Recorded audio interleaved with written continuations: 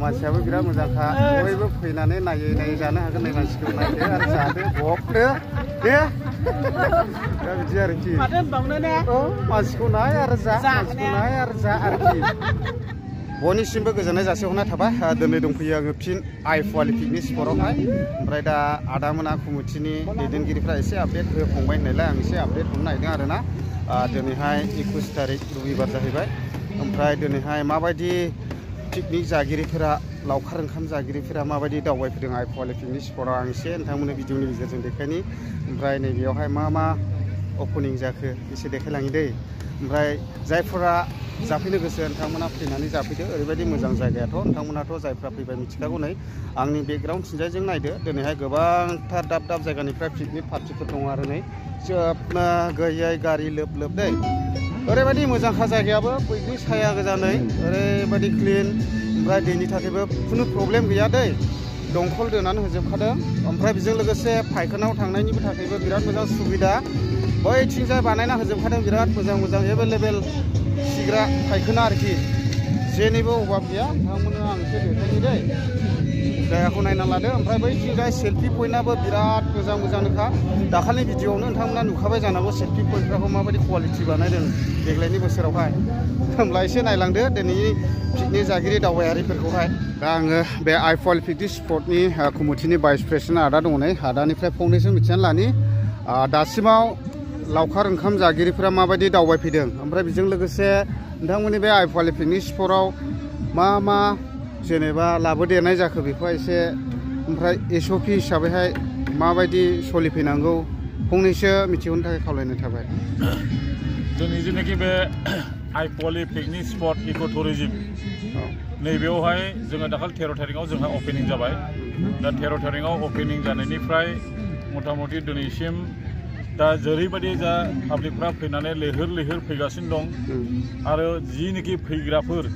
दा बिथांमोना साफ्रोमबो मथा-मथि बयबो जोंनो थांनाय टाइमावहाय जोंनो फोरमायलाङो जायगाया बिराद मोजां बहुत जोङो मथा-मथि मोजां मोनदों जायगाखौ दा बे धरनि जोंखौ बाख्नायलाङो बेनिफ्राय दा जोंनावहायबो आइ फुवालि पिकनिक स्पटआव जेनेखि जोंना बटिंआ जोङो गोदान जों लाबोबाय दा गंथाम जों दा आफादआव सोलिगासिनो दं आरो थोआब्ला जों लायदेरबावगोन बेनिफ्राय हर्स राइडार्स बेबो दा अलरेडि दा रानिं सोलिगासिनो दं ओमफ्राय बेजों लोगोसे एक्सप'आ नै साननैसो उनावनो अपेनिं जासिगोन दा एसे खुलिजेनबाय एक्सप'आबो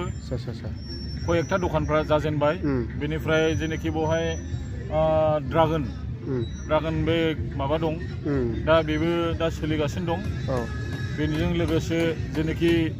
जोंनि बेयाव आइ फुवालि पिकनिक स्पटआव दा ओरैबायदि जोङो खावलायगोन रायजो राजाफोरखौ जाहाथे नोंथांमोना लैहोर जाहाथे फैनानै जेन बेवहाय जाहाथे लावखार ओंखाम जानो थाखाय फैयो बेनि थाखाय जोङो रायजो राजाफोरनिसिम जों खावलायनाय थाबाय बेनिफ्राय माबा मोनसे जुदि बेयाव फैनानै उसुबिदा मोनदोंब्ला कमिटिनि मानसिफ्रा जोंना रानिं अलराउन्ड जोंहा बेरायबाय थायो दा माबा मोनसे जुदि उसुबिदा जादोंब्ला जोंनो कमप्लेनखौ होनांगौ जोंनो इनफर्मखौ होनांगौ दाबो नै दासो सासे टिक्रि खेलानि पिकनिक जानो फैदों बेयाव दा बिसोरो टिक्रि खेलानिफ्राय फैदोंमोन दा हरखाब बिसोरो दा माबा मिरगि बेमार जाखांदों सासे गथ'आ जों लगे जों बेखौ जों आदर खालामबाय बेखौ माबायदि ट्रिटमेन्ट नांगौ जों होदों दा गथ'आ दा सुस्थ' जाफिनबाय दा आराम जों बेखौ रेस्ट लाहोनानै जों दा फैबाय ओमफ्राय दाख्लै बावैसो माखासे गोबां फेसबुकफ्राव नुदों आरो माने 100 थाखा लादों मादों होननानै एसे बानसावनायबो जादों बिनि सायावहाय एसे बेथ' जों बुंगोन दा दिनै गाबोन हाबनानै प्रमान नायफैदो बिनि प्रमानखौ जों होगोन दाखालि बिसोरो जोङो आर्टिस्ट प्रग्रामनि थाखाय जों बे प्रग्रामखौ जोङो गुबुन धरनै जों खालामनाय जादोंमोन खिन्थु दिनै गाबै जोंनाव हाबफैदो जाय हाबफैगोन बिसोर बुजिलांगोन जों मेम्बार फिस लादों ना कार सिस्टेमाव जोङो फिसखौ लादों होमबानो बुजिगोन बेनि फाङै आं बुंनांगौ ना आं सानाखिसै आरोखि माने दाख्लैहाय प्रग्राम दंखायसो आर्टिस्टफोरनो माने जों आर्टिस्टफोरनि प्रग्रामनि थाखाय जों बेखौ लादोंमोन जों सिगां खोथाखादों मिडियायाव जों होखादोंमोन आरो दिनैथ' रावबो प्रब्लेम होआखै नै लोब फैदों दा बिदि आरोखि ओमफ्राय बेजों लोगोसे इन्जुराव गारि सालायग्रायाबोथ' बेबो जाबाय स्टार्ट जाबाय दा आं एसे देखायखानोसिगोन जों खावलायगोन रायजो राजाफोरखौ जाहाथे फै इन्जय खालामफै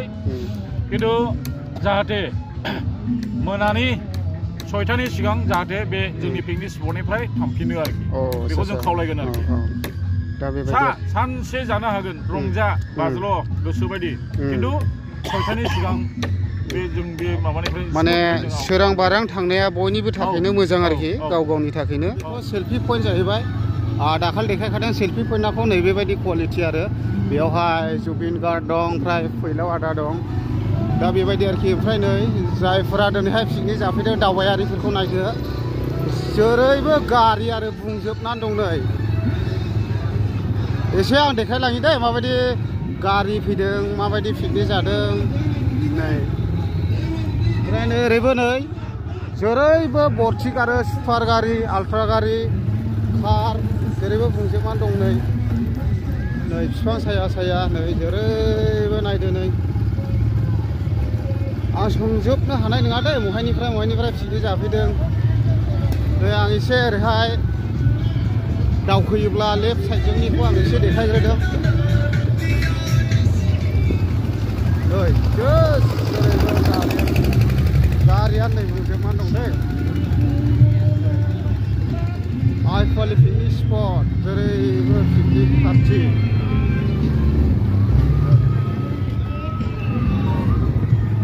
नै नायदो नै आं एसे गारिजों सालायथिंबाय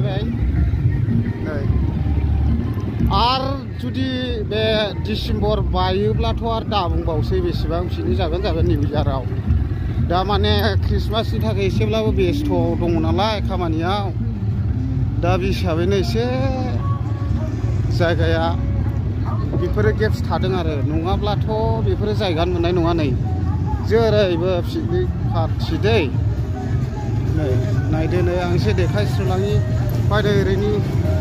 माबाखौ नायदोलाय नै मोसागासिनो दं नै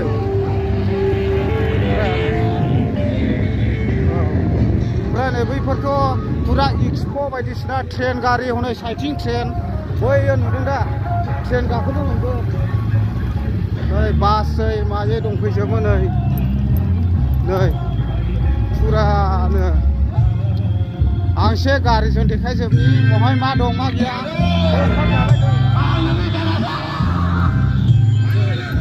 जेरैबो गारि नै बरथि ओरैलाय फुरा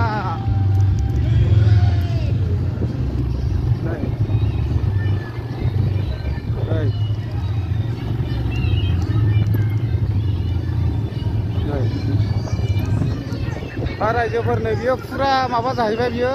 हटेल जाहैबाय बियो गिदिर गिदिरा दा हटेल गोजा आरो बेफोरो होमब्ला बयबो फैनानै जाफैनो हासिगोन आइ क्वालिटी पिकनिक स्पटआव नै नायदो नै बेरायफैदों दे बे गासैबो हटेल जाजोब्बाय बियो जाय जेराव हाबनानै जानो गोसो नै मोजां अमा हांनाय मानाय फुरा रेडिल' दंजोबखायो आरो नै मेन'कानि हटेल मा एवदोंलै माबा बे मैसो बेदर मा बेदर मैसो बेदर वाव ओमफ्राय अमा दिसिउ नागिरदों मा जानो गोसो मोनजाजोबो दा दाउ हांनाय अमा हांनाय आच्छा कन्टिनिउ आच्छा दा जाफैदो बयबो नै बे मेन'कानि हटेलावहाय मानसियाबो बिराद मोजांखा बयबो फैनानै नायै जानो हागोन नै मानसिखौ नायदो आरो जादो बखदो दे दा बिदि आरोखि माथो होनबावनो ने मानसिखौ नाय आरो जा आरोखि नै ओरैहाय फुरा हटेल गोजा नैबे एक्सप'नि गेट खाथियावनोखा बेनो एक्सप'नि गेटनि एसेल' ओरै फैनांगौ नै सानजाहा ने होनब्लानो नैबे मेन'काखौ मानसिखौबो नुबाय ओमफ्राय मा जानो गोसो मोनजाबाय आरोखि 3 नाम्बार एक्सप'नि गेट जाहैबाय बियो रायजोफोर ओमफ्राय नै ओरैहाय सिङावहाय फुरा शपिं खालामनो हासिगोन आरोखि मा दं मा गैया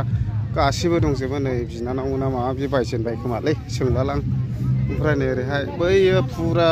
होजोबगोन आरोखि लाबोगासिनो दं मालफ्रा आं सिङाव हाबलायबाय थाला नै बेफोरबो फुरा बरथिक जाजोबगोन आरो बियो माने दा ओरैहाय साननैसोनि गेजेरावनो जाजोबनो हासिगौ आरो बियो एक्सप'आवथ' मिथिखागौ नोंथांमोना मा थायो मा थाया फुरा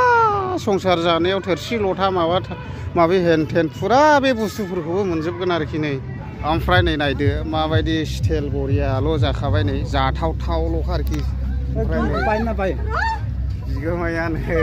पुरा उखिल बायदिल' जानानै दंखायो स्टाइला मा मोनजायो माबा दङ अमा फाम सय बिबु दङ आच्छा ओमफ्रायो मोनजाजोबगोन आरो दाउ मोनजागोन मानसियाबो गावदांदांल' खानै फैदो मानसिखौबो नुबाय बेदरखौबो मोनजाबाय ने दा फैना जाफैनो हागोन आरोखि बेबो खाथियावनो खानै ओरैहाय नामायबोला नुजायो